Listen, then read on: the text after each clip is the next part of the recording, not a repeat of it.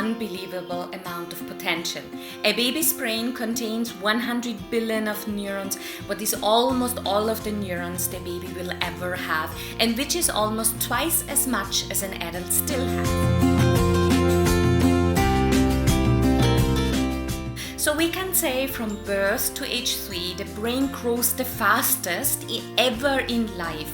So about 60% of the baby's metabolic energy is used to grow the brain. Until age 5, the brain mass is built and is developed to a certain degree, about 90 to 95%. So the question is, besides this inborn potential that we have, what else influences our outcome? So we have the inborn potential, and then we have an output, means a grown-up person. What happens in between? The very important ingredient is education.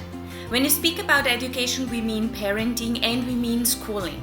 So we have the inborn potential, and we add education, and the output is either an extraordinary human being or an average human being.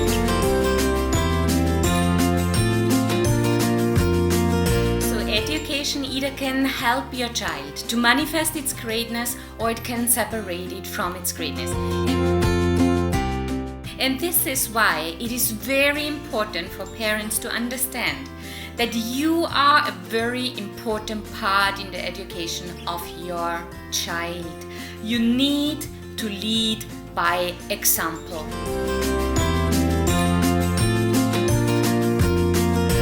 So what do we mean when we say you should lead by example? It means how you role model different situations to your child. Think about it. How do you live life? Your child will absorb all of the components, how you will live life, how do you handle crisis, how do you follow your own diet, how do you eat, how do you solve relationship problems, how do you handle your money, how do you handle gender equality.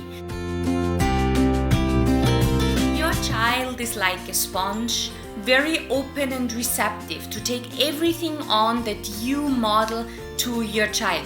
By your example, you lead your child to become a very mature grown-up, to live and manifest its greatness.